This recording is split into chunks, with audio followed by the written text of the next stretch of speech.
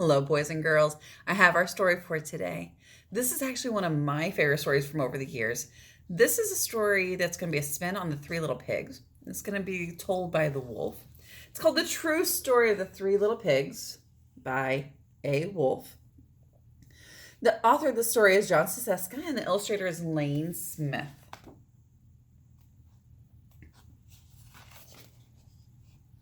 Everybody knows the story of the Three Little Pigs, or at least they think they do. But I'll let you in on a little secret. Nobody knows the real story because nobody's ever heard my side of the story. I'm the wolf, Alexander T. Wolf. You can call me Al.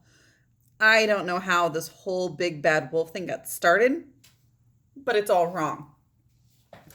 Maybe it's because of our diet. Hey, it's not my fault that wolves eat cute little animals like bunnies and sheep and pigs.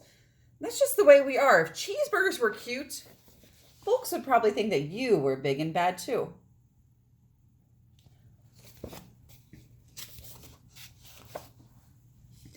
But like I was saying, the whole big bad thing is all wrong. The real story is about a sneeze and a cup of sugar. See? A sneeze and a cup of sugar. This is the real story.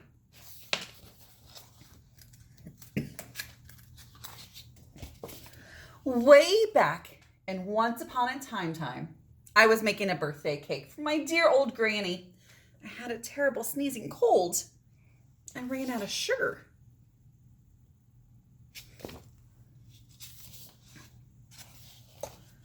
So I walked down the street to ask my neighbor for a cup of sugar. Now this neighbor was a pig, and he wasn't too bright either. He'd built his whole house out of straw. Can you believe it? I mean, who in his right mind would build a house out of straw?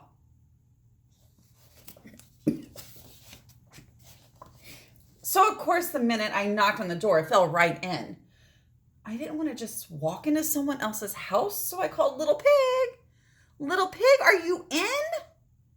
No answer. I was just about to go home without a cup of sugar for my dear old granny's birthday cake. And that's when my nose started to itch. I felt a sneeze coming on. Well, I huffed and I snuffed. And I sneezed a great sneeze.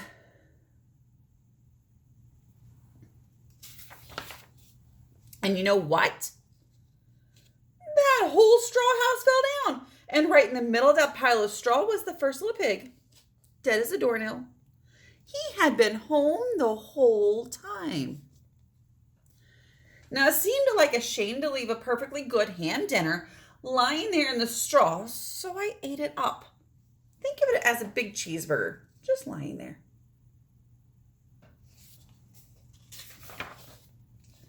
I was feeling a little bit better. But I didn't have my cup of sugar, so I went to the next neighbor's house. This neighbor was the first little pig's brother. His house was he was a little smarter, but not much. He had built his house out of sticks. I rang the bell for the stick house. Nobody answered. I called Mr. Pig. Mr. Pig, are you in? He yelled back, "Go away, wolf. You can't come in. I'm shaving the hairs on my chinny chin chin."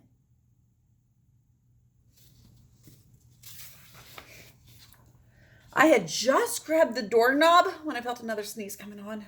I huffed and I snuffed and I tried to cover my mouth, but I sneezed a great sneeze. And you're not going to believe it, but this guy's house fell down just like his brother's. And when the dust cleared, there was the second little pig, dead as a doornail. Wolf's honor.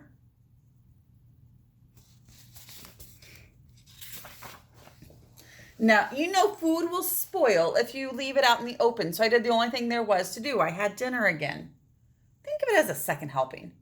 I was getting awfully full, but my cold was feeling better. And I still didn't have that cup of sugar for my dear old granny's birthday cake. So I went to the next house. This guy was the first and second little pig's brother. He must have been the brains of the family. He built his house out of bricks. I knocked on the brick house. No answer. I called Mr. Pig. Mr. Pig, are you in? And you know what that rude little porker answered? Get out of here, Wolf. Don't bother me again. Talk about impolite.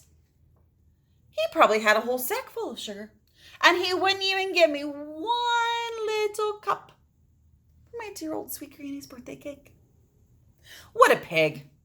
I was just about to go home and maybe make a nice birthday card instead of a cake when I felt my cold coming on.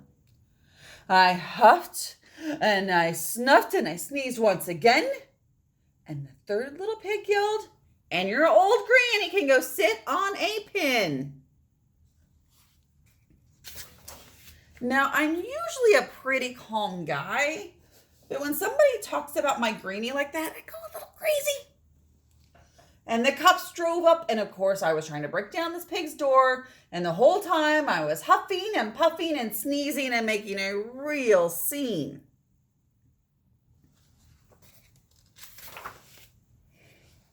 The rest, as I say, is history.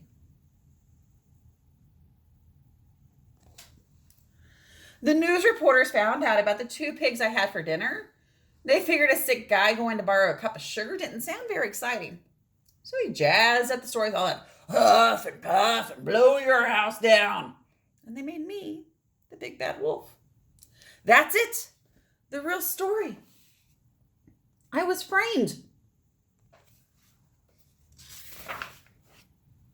But maybe you can loan me a cup of sugar?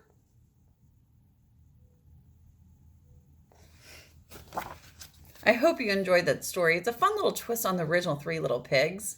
It's kind of interesting when you hear the second side of the story. I hope you have a great day. Bye.